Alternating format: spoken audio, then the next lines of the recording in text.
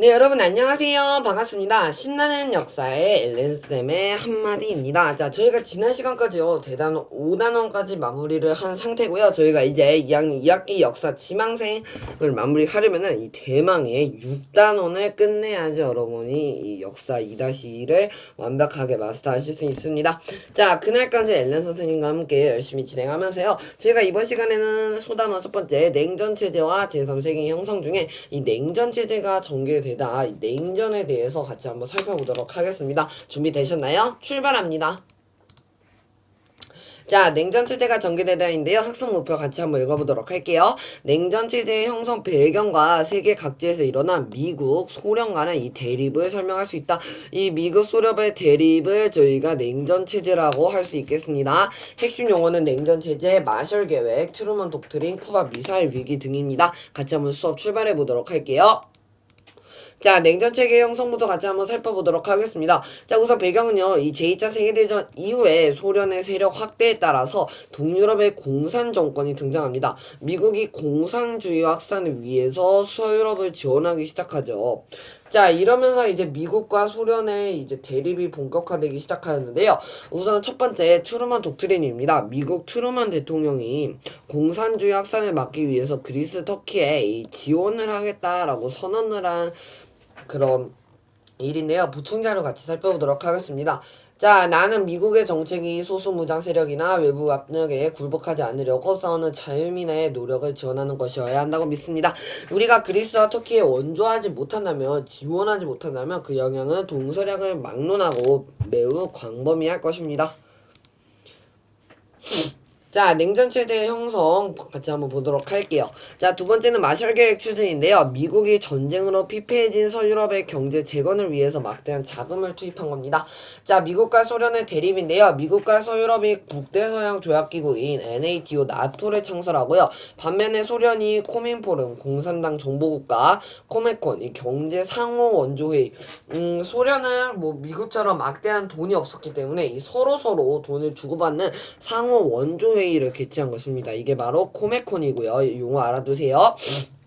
여기 창사하여 이 미국에 대응하고요. 소련과 동유럽 공산국가들이 바르샤바 조약기구인 WTO를 조직하기 시작합니다.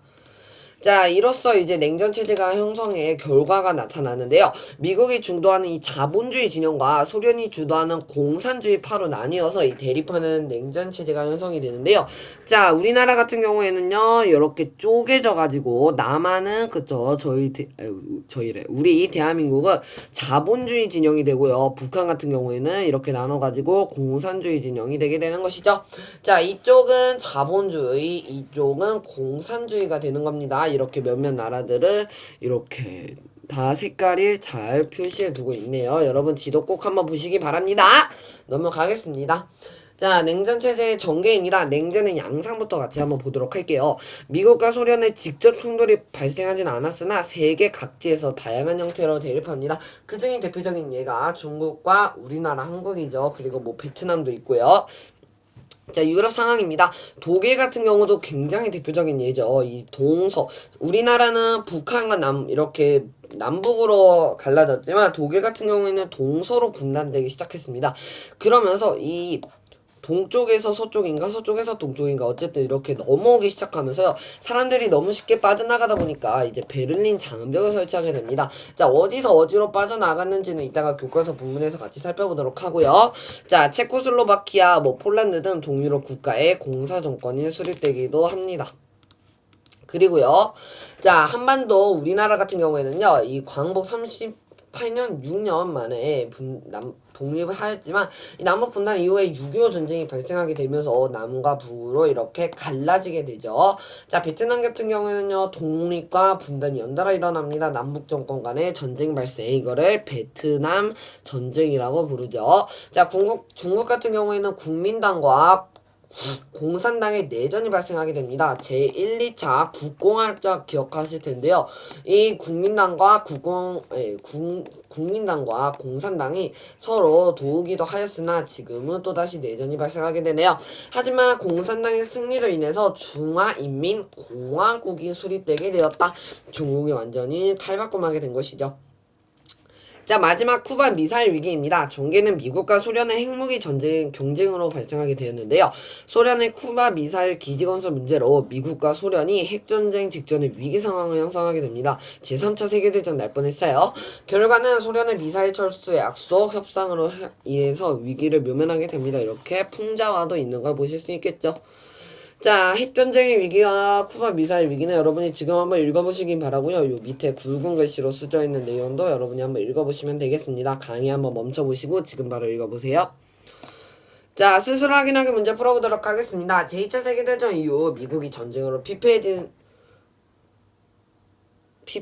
서유럽에 대한 경제 지원을 위해 추진한 정책이 트루먼 독트린이었고요. 마셜 계획이죠. 여러분 죄송합니다. 선생님이 부가 설명해드리도록 할 텐데 이 마셜이라는 외교부 장관이 내세운 계획이라서 마셜 계획이었고요. 트루먼 독트린은 뭐였습니까? 그렇죠. 트루먼 독트린은 이제 공산주의를 막기 위해서 트루먼 대통령이 그때 당시 미국 대통령 트루먼 대통령이 서양에다가 지원을 한 정책이죠. 이거는 마셜 계획에 관련된 내용이고요. 자, 동독은 베를린 장벽을 설치하여 서독과의 교류를 단절하게 되었습니다. 자, 저희가 이렇게 해서요 PPT 짧게 개념 같이 살펴봤고요. 제가 이제 본격적으로 교과서 본문으로 넘어와서 내용마저 정리해 보도록 할게요. 네, 여러분 저희 이제 교과서 본문으로 넘어와 보도록 하겠습니다. 자, 대단한 6단원 현대세계의 전개와 과제로 넘어왔는데요. 저희가 이번 시간에는 냉전체제와 관해서만 수업을 하도록 하겠고요. 그 외에서 뭐 제3세계 형성, 세계화, 탈권위주운동, 대중문화 발달, 현대세계 문제 해결을 위한 노력에 관해서 같이 한번 정리를 해보도록 하겠습니다. 자, 들여다보기 보시고요. 자, 한국사, 세계사. 이때 당시 한국은 이제 대한민국으로 완전히 독립하게 되지만 남북전쟁이 반발해서 북한과 대한민국으로 나뉘게 되죠. 북한과 남한이라고 할게요. 자, 이렇게. 자, 뭐 북한은 정식 명칭이 조선인민공화국이고요. 북한은 소련에서 아까 받았었죠. 남한은 대한민국, 미국의 지원을 받게 됩니다. 자, 세계사는요, 뭐 트루먼 독트린, 중화인민공화국 수립, 6.25 전쟁, 반동회의, 베를린 장벽 설치, 쿠바 미사일 위기, 닉슨 독트린, 베를린 장벽 붕괴, 독일 통일, 소련 해체, 유럽 연합 출범, 미국 9.11 테러 발생 등이 있습니다. 자, 지금 바로 출발해 보도록 할게요. 자, 냉전 체제가 형성되다부터 같이 한번 수업 진행해 보도록 하겠습니다. 자, 제2차 세계대전이 끝난 후에 소련이 세력을 확대하면서 동유럽에서 공산 정권이 등장하기 시작하였습니다. 여기 밑줄 칠게요. 중요한 내용입니다. 자, 이에 미국의 트루먼 대통령은 공산주의의 확산을 막기 위해서 유럽 국가들을 지원하기로 선언하고 이것이 바로 트루먼 독트린입니다. 색칠하면서 할게요. 트루먼 독트린. 자, 서유럽의 경제를 재건하기 위한 막대한 자금을 투입하는 마셜 계획을 추진하였다. 마셜 계획도 마찬가지로 여러분 같이 표시하면서 수업 들어보도록 하겠습니다. 자, 이에 맞서 소련은 코민포럼이라는 공산당 전부국가 코메콘 경제 상호 원조회의를 창설하였다. 또 미국과 서유럽이 북대서양 조약기구인 나토를 만들어 군사동맹을 강화하자 소련도 바르샤바 조약기구인 WTO를 조직하였다. 자, 이러한 과정을 거치면서 미국이 주도하는 자본주의 진영과 소련이 주도하는 공산주의 진영으로 나뉘어 대립하는, 여기는 파란 하늘색으로 밑줄 칠게요. 냉전 체제가 형성되기 시작한다라는 거 여러분이 굉장히 중요한 포인트니 꼭 알아두시기 바랍니다. 자, 이렇게 지역 나뉘게 되고요. 자, 냉전체제의 전개에 관해서 같이 한번 살펴보도록 할 텐데, 자, 냉전체제에 따른 미국과 소련의 대립은 세계 각지에 영향을 끼쳤습니다. 유럽에서는 독일이 동서로 분단되었으며 1960년대 초에는 동독이 베를린 장벽을 설치하기도 하였다. 동독에서 서독으로. 동독은 이제 공산주의였고 서독은 자본주의인데 그 당시에는 자본주의가 굉장히 많이 경제 성장을 하고 있었습니다. 지금도 그렇죠. 그래서 이 동독의 사람들이 뭐 이렇게 방어막 같은 게 없으니까 우리나라와 달리, 우리나라는 막 철조망 그런 거 있지만 그때 당시에 독일은 없었거든요. 그래서 이렇게 서독으로 많이 빠져나가니까 동독이 이거 안 되겠네 해서 베를린 장벽을 설치하게 되는 것이죠. 이해되시겠죠? 자, 동아시아 같은 경우에는요, 우리나라 한반도가 38도선을 경계로 남북으로 분단되었고, 중국에서는 공산당이 국민당과의 내전에서 승리하여 중화인민공화국, 지금의 국이 수립된 것이죠. 자, 한편 냉전은 세계 여러 곳에서 군사적 충돌로 나타나기도 하는데요. 우선 소련의 지원을 받은 북한의 남침으로 기습 공격으로 6.25 전쟁이 발발하게 됩니다. 굉장히 슬프죠. 그쵸?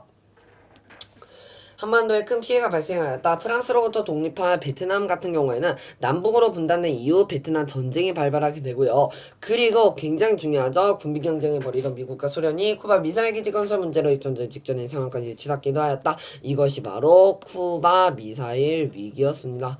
자, 여기 베를린 정복도 같이 하이라이트 치고 가도록 하겠습니다. 자, 지식 플러스는 여러분과 같이 살펴봤으므로 저희 넘어가고요. 스스로 확인하기 문제, 이것은 마셜 계획, 두 번째는 베를린입니다.